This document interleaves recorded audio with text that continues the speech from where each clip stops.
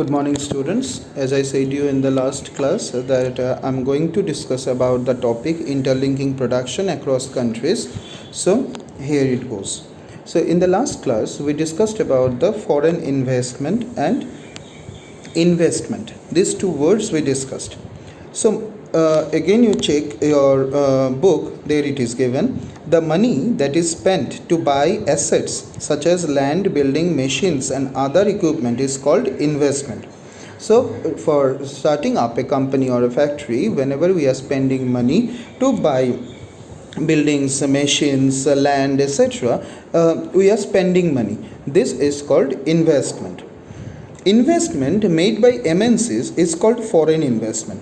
But when this money is spent by the foreign companies, that is, as we said about earlier, how the MNCs are set up, whenever MNC opened its branch or the unit in another country, then the money is spent by that company, and that is called foreign investment.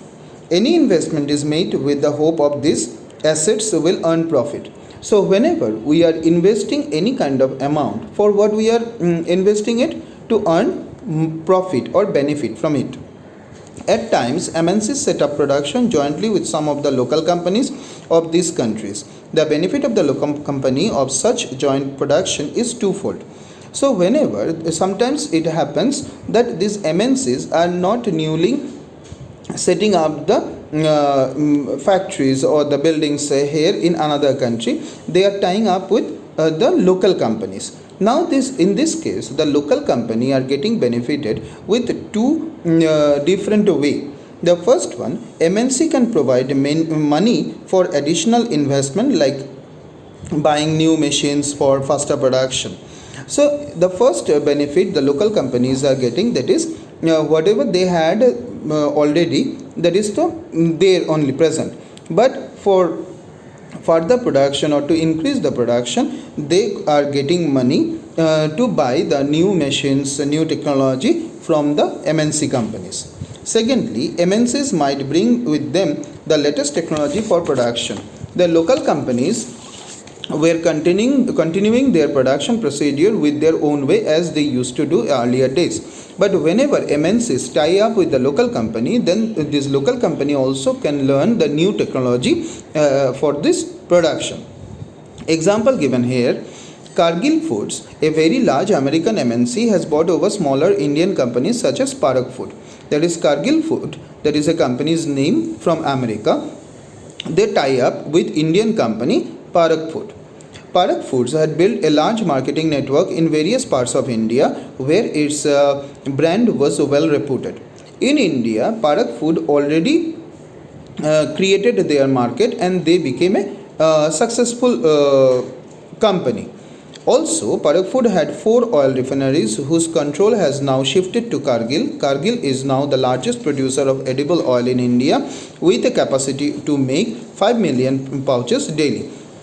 Whenever this Cargill Food get joined with Parak Food, then all assets or whatever the Parak Food had all became the part of Cargill Food. Now as already they created the market in India, now it became easier for the Cargill Food to get the market easily, and now this became the largest producers of edible oil, where in the book it is given 5 million pouches they can produce daily. In fact, many of the top MNCs have a wealth exceeding the entire budgets of the developing country governments. With such enormous wealth, imagine the power and influence of the MNCs. So what it is said here? The MNCs have a wealth exceeding the entire budget of the developing country. So MNC have that much money, they can exceed the budget of the developing country also.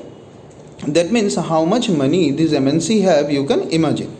There is another way in which MNC control production. So this is not the only way to get merged with the local company. There are some other ways also. Large MNCs in developed countries place orders for production with small producers. Garments, footwear, sports items are examples of industries where production is carried out by a large number of small producers around the world. The products are supplied to the MNC, which then sell these under their own brand name to the customers. These large MNCs have tremendous power to determine price, quality, delivery and labor condition for these distant producers. Now the second way to get merged with the local company is that no need to buy the company or not to be merged with the company. The MNC can place order to the local company, and this local company producing the orders whatever they got and send it to the MNCs. Now these MNCs with their own brand name can sell it in the market. In this matter, quality, price, delivery, labor condition, everything will be taken care by the MNC. Thus, we see that there are a variety of ways in which MNCs are spreading their production and interacting with local producers in various countries across the globe. So, we can see there are various ways through which one country's company can get merged with other country.